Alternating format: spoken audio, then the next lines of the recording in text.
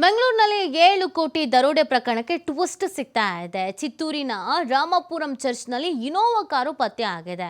ಗುಡಿಪಾಲ ಮಂಡಳದ ರಾಮಪುರಂ ಚರ್ಚ್ನಲ್ಲಿ ಪತ್ತೆ ಆಗಿರು. CCTV camera ಮೂಲಕ ಕಾರನ್ನ ಪತ್ತೆ ಹಚ್ಚಿದ ಖಾಕಿ ಕಳ್ಳತನದಲ್ಲಿ ರಾಮದಾಸು ಅವರ ಮಗ ರವಿ ಕೂಡ ಭಾಗಿಯಾಗಿರಬಹುದಾದ ಶಂಕೆ.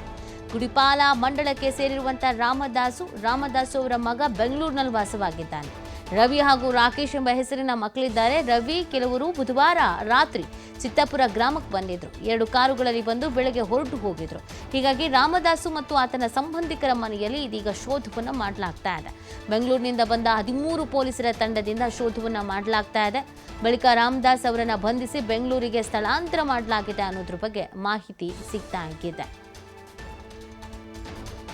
ಬೆಂಗಳೂರಿನಲ್ಲಿ 7 ಕೋಟಿ ದರೋಡೆ ಪ್ರಕರಣಕ್ಕೆ ಟ್ವಿಸ್ಟ್ ಸಿಗ್ತಾ ಇರೋದು ನೋಡಿ. ಇದೇ ಕಾರು ಚಿತ್ತೂರಿನ ರಾಮಪುರಂ ಚರ್ಚ್ನಲ್ಲಿ ಇನೋವಾ ಕಾರು ಪತ್ತೆ ಆಗಿದೆ ಅನ್ನೋದು ಗೊತ್ತಾಗ್ತಾ ಇದೆ.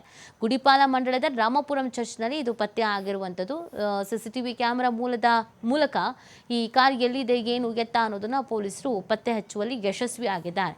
ಕಳ್ಳತನದಲ್ಲಿ ರಾಮದಾಸು ಅವರ ಮಗ ರವಿ ಕೂಡ ಭಾಗಿಯಾಗಿರಬಹುದಾದಂಥ ಶಂಕೆಯನ್ನು ಸದ್ಯಕ್ಕೆ ವ್ಯಕ್ತಪಡಿಸಲಾಗ್ತಾ ಇದೆ.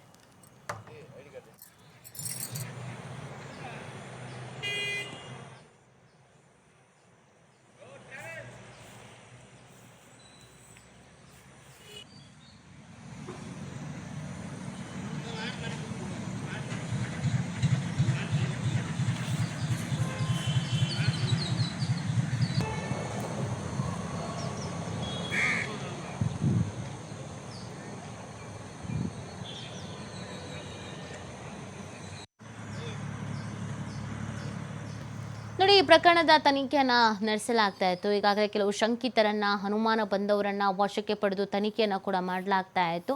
ನಿನ್ನೆ ಕಾರ್ ಪತ್ತೆ ಆಗಿದೆ ಅಂತ ಹೇಳ್ತಿದ್ರು, ಬಟ್ ಹಣ ಮಾತ್ರ ಸಿಕ್ಕಿಲ್ಲ, ನಾಪತ್ತೆ ಆಗಿದೆ ಅಂತ ಹೇಳ್ತಾ ಇದ್ರು. ಹಣ ಶುಕ್ರವಾರ ನಾವು ಹಿಡಿತೀವಿ ಅಂತ ಪೊಲೀಸ್ ಇಲಾಖೆ ಕೂಡ ಹೇಳ್ತಾ ಇರೋದು. 200 ಸಿಬ್ಬಂದಿಯ ನೇಮಕವನ್ನು ಕೂಡ ಮಾಡಲಾಗಿದೆ.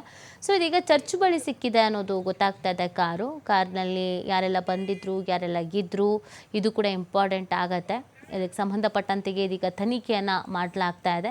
ಸಿಸಿಟಿವಿ ಕ್ಯಾಮರಾದ ಮುಖಾಂತರವಾಗಿ ಕಾರ್ ಎಲ್ಲಿದೆ, ಎಲ್ಲೆಲ್ಲಿ ಓಡಾಡಿದೆ, ಇದೆಲ್ಲವನ್ನು ಪತ್ತೆ ಹಚ್ಚಿದ್ದಾರೆ. ಈ ರಾಮದಾಸು ಎಂಬುವವರ ಕುಟುಂಬ ಇದರಲ್ಲಿ ಭಾಗಿಯಾಗಿದೆ ಈ ಕಳ್ಳತನದಲ್ಲಿ ಅಂತ ಹೇಳ್ತಾ ಇದ್ದಾರೆ. ರಾಮದಾಸು ಯಾರು, ಏನು, ಎತ್ತ ಮಾಹಿತಿ ಸಿಗಬೇಕು. ಡೈರಿ ಸರ್ಕಲ್ ಬಳಿ 7 ಕೋಟಿ ರಾಬರಿ ಪ್ರಕರಣ, 7 ಜನರನ್ನ ಠಾಣೆಯಲ್ಲಿ ಇಟ್ಟು ತೀವ್ರ ವಿಚಾರಣೆಯನ್ನು ಮಾಡಲಾಗ್ತಾ ಇದೆ. CMS ವಾಹನ ಸಿಬ್ಬಂದಿ, ಇನೋವಾ ಕಾರು ನೀಡಿದ 2, ಓರ್ವ ಮಾಜಿ ಸಿಬ್ಬಂದಿ ಸೇರಿ 7 ಜನರನ್ನ ಇದೀಗ ವಿಚಾರಣೆ ಮಾಡ್ತಾ ಇರೋದು. ನಿನ್ನೆಯಿಂದ ತೀವ್ರ ವಿಚಾರಣೆಯನ್ನು ನಡೆಸ್ತಾ ಇದ್ದಾರೆ ಪೊಲೀಸರು. ರಾಬರಿ ಮಾಡಿ ಎಸ್ಕೇಪ್ ಆಗಿರುವಂಥ ಬಗ್ಗೆ ಮಾಹಿತಿ ಸಂಗ್ರಹಿಸ್ತಾ ಇದ್ದಾರೆ. 7 ಜನರ ಹಿನ್ನೆಲೆ ಬಗ್ಗೆಯೂ ಕೂಡ ಮಾಹಿತಿಯನ್ನು ಸಂಗ್ರಹ ಮಾಡಲಾಗ್ತಾ ಇದೆ.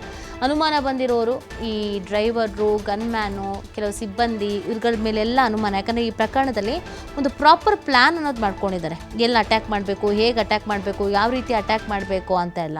ಸೊ ಈ ಥರ ಎಲ್ಲ ಮಾಡಿದ್ದಾರೆ ಅಂತಂದರೆ ಯಾರೋ ಗೊತ್ತಿರೋರೇ ಇದನ್ನೆಲ್ಲ ಮಾಡಿಸಿದ್ದಾರೆ ಅಥವಾ ಮಾಹಿತಿ ನೀಡಿದ್ದಾರೆ ಅನ್ನೋ ಒಂದು ಅನುಮಾನ ಕೂಡ ಇದೆ. ಇಲ್ಲ ಅಂತಂದರೆ ಯಾರೋ ಹೊಸಬರಾದರೆ ಅದೆಲ್ಲಿಂದ ಬರುತ್ತೆ, ಎಲ್ಲಿಗೆ ಹೋಗುತ್ತೆ, ಯಾವ ರೋಡಲ್ಲಿ ಬರುತ್ತೆ, ಇದೆಲ್ಲ ಹೆಂಗೆ ಗೊತ್ತಾಗಿರುತ್ತೆ. ಸೊ ಒಂದಷ್ಟು ಅನುಮಾನಗಳು ಈ ಪ್ರಕರಣದಲ್ಲಿ ಇರೋದ್ರಿಂದ ಈಗ 7 ಕೋಟಿ ವಿಚಾರಕ್ಕೆ ಸಂಬಂಧಪಟ್ಟಂತೆಗೆ ಅನೇಕರನ್ನ ಬಂಧಿಸಲಾಗಿದೆ. ವಿಚಾರಣೆಯನ್ನು ಮಾಡಲಾಗ್ತಾ ಇದೆ, ವಶಕ್ಕೆ ಪಡ್ಕೊಳ್ಳಲಾಗಿದೆ. ಅನುಮಾನ ಬಂದವರನ್ನು ಅವ್ರುಗಳಿಗೆ ಏನು ಹೇಳ್ತಾರೆ, ಅವರಿಗೂ ಈ ಪ್ರಕರಣಕ್ಕೂ ಏನು ಸಂಬಂಧ ಅನ್ನೋದ್ರ ಬಗ್ಗೆ ಮಾಹಿತಿಯನ್ನು ಕಲೆ ಹಾಕುವಂಥ ನಿಟ್ಟಿನಲ್ಲಿ ಪೊಲೀಸರು ಅಲರ್ಟ್ ಆಗಿದ್ದಾರೆ.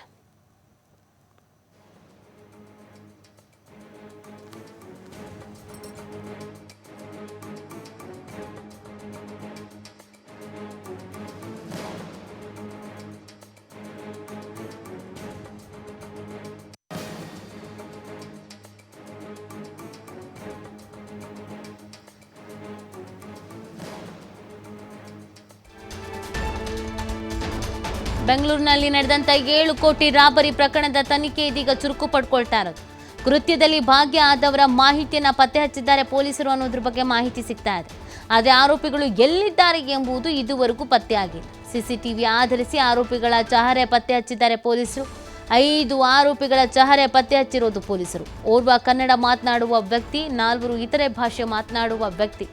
ಹಿಂದೆ ಕೆಲವರು ದರೋಡೆ ಕೃತ್ಯದಲ್ಲಿ ಭಾಗಿಯಾಗಿರುವುದು ಪತ್ತೆಯಾಗಿದೆ. ಚಿತ್ತೂರಿನಲ್ಲಿ ಪತ್ತೆಯಾದ ಇನೋವಾ ಕಾರು ಸಂಬಂಧ 2 ವಿಚಾರಣೆಯನ್ನು ಮಾಡಲಾಗಿದೆ. 2 ವಿಚಾರಣೆಗೆ ಒಳಪಟ್ಟಿದ್ದಾರೆ.